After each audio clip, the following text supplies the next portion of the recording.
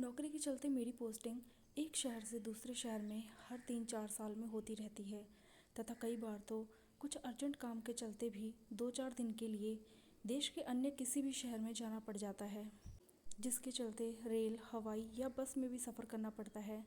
ये बात साल 2013 की है, जब मैंने अपनी नौकरी से कुछ दिनों की छुट्टी घर पर समय बिताने और मौज मस्ती करने के लिए ली थी।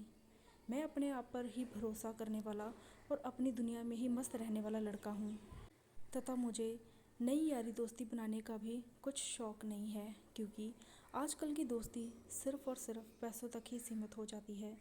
जब मैं खुद अच्छा खासा कमा लेता हूँ तो दूसरों के भरोसे अपनी मस्ती ख़राब करने का मुझे कोई शौक़ नहीं है।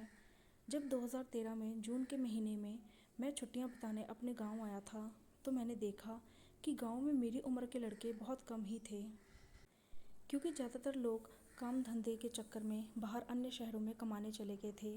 इन सब के चलते गांव में मेरा समय काटना बहुत ही मुश्किल हो गया था।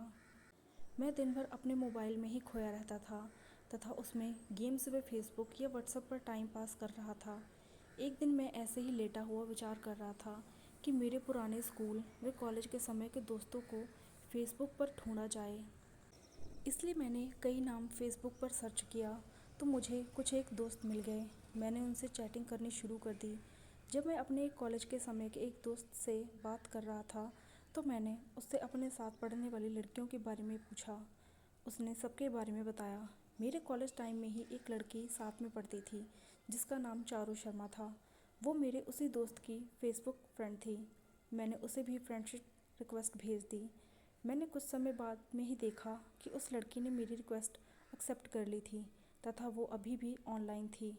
फिर मैंने उसको ऐसे ही हाय लिखकर मैसेज किया तो उसका हाथों हाथ जवाब भी आ गया। मैंने उससे पूछा, क्या तुमको मैं याद हूँ? उसने बोला, बहुत अच्छे से याद हो।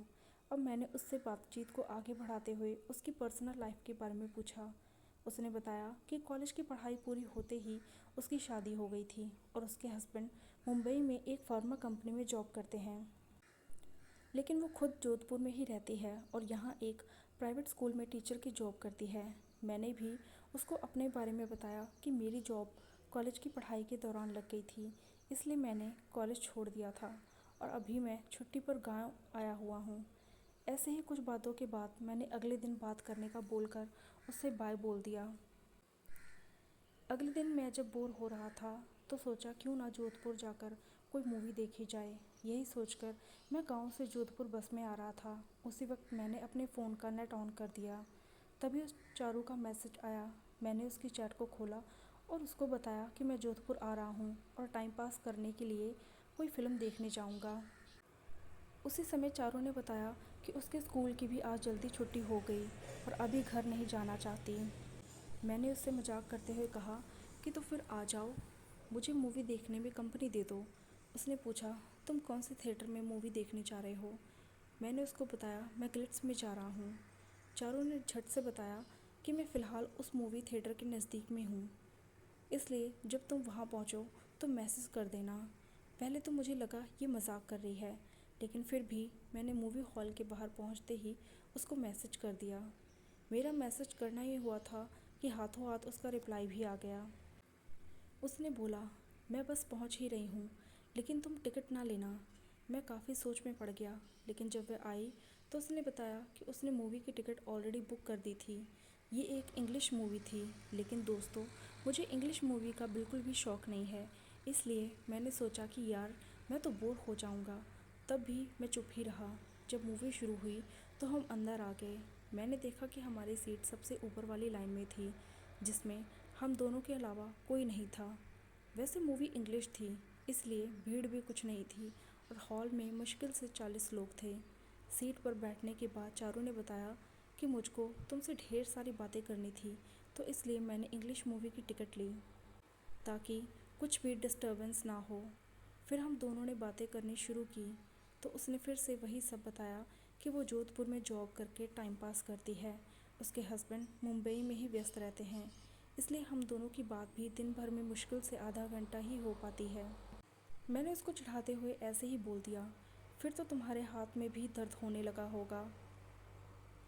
उसने मुझे मुक्का मारते हुए बोला, हाथ तो तुम्हारे दुखने लग गए होंगे, क्योंकि शादी तक नहीं हुई है। मैंने उसको बताया मुझे जब भी मेरी चॉइस की लड़की मिलेगी तो मैं अगले दिन ही शादी कर लूँगा। उसने पूछा, तुमको कैसी लड़की चाहिए? मैंने उसको मजाक में बोल दिया कि मुझे तो एकदम परफेक्ट लड़की चाहिए। मेरी इस बात को वो समझ नहीं पाई। उसने मुझे खुलकर बताने को कहा। मैंने उसको बताया कि मुझे एक खूबसूरत, पढ़ी लिखी, समझदार और मस्त दिखती हुई ऐसी लड़की चाहिए। उसने पूछा, मस्त दिखने वाली से क्या मतलब है? तो मैंने हंसते हुए कहा, ये तो छू कर ही बता सकता हूँ। फिर मैंने उससे पूछ ही लिया, तुम्हारी लाइफ कैसी चल रही है? उसने बताया कि मेरे हस्बैंड को बिस्तर में ज़्यादा इंटरेस्ट नहीं है और वो प्यार सिर्फ ड्यूटी के तौर पर करते हैं। जब भी वो जोधपुर आते हैं तो बस 10-15 मिनट में अपना काम निपटा कर फिर पलट कर सो जाते हैं। जबकि मैं एक लंबा एक्सपीरियंस चाहती हूँ जिससे मुझे खुशी मिले, संतुष्टि मिले। मैंने ऐसे ही मजाक में उसको सीधा बोल दिया, तो मुझे एक मौका क्यों नहीं देती? तुम्हें संतुष्टि ना मिले फिर कहना, रोती और चिल्लाती रहोगी।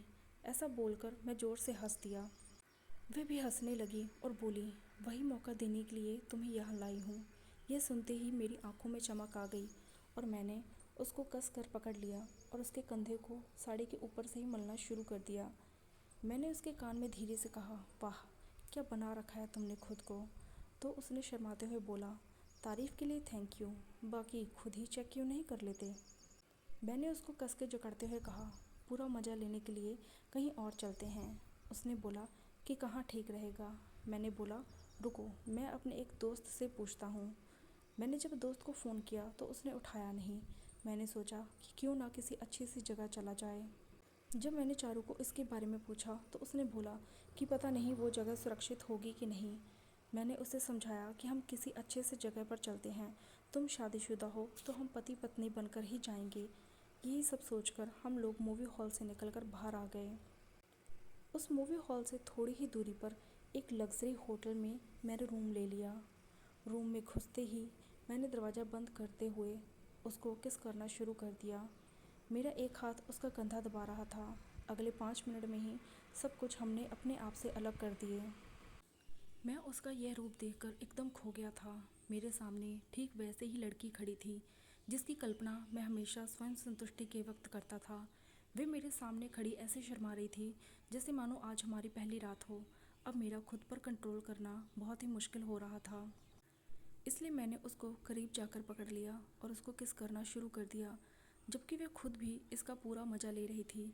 उसकी नज़र जैसे ही मुझ पर पड़ी तो उसके चेहरे पर एक चमक आ गई। जब मैंने उसको मुस्कुराने का कारण पूछा तो उसने बताया कि आज उसको बहुत खुशी मिलने वाली है।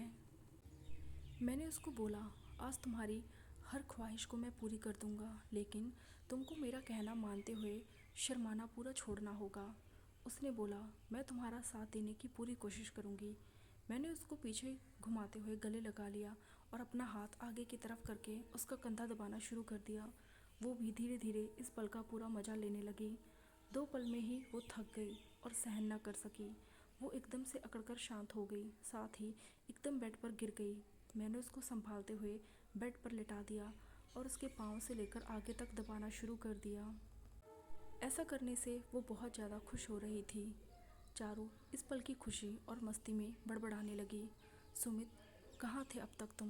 काश मुझे और पहले ढूंढ लिया होता तो मुझे इतना इंतज़ार ना करना पड़ता और ना ही ऐसी खुशी से वंचित रहती। उसकी इन बातों को सुनकर मुझ में दुगना जोश भर गया। चारू भी मज़े से दोहरी होती जा रही थी। तभी मैंने चारू के कान में धीरे से बोला, चारू, आइसक्रीम खानी है क्या? उसने एकदम से मेरी तरफ देखा। मैंने इशारा किया और चारू ने एकदम गर्दन झटकते हुए कहा कि उसे आइसक्रीम नहीं खानी। मैंने उसको समझाया कि एक बार ट्राई कर लो, आइसक्रीम का टेस्ट अच्छा लगेगा। मैं जल्दी से खड़ा हुआ और उसे आइसक्रीम खाने के लिए दी। वो भी जल्दी जल्दी आइसक्रीम खाने लगी। उसे ऐसा करते देख मेरी खुशी का तो कोई ठिकाना नहीं था। मैं भी जल्दी से बैठकर आइसक्रीम खाने लगा। चारू तो पागल हुए जा रही थी।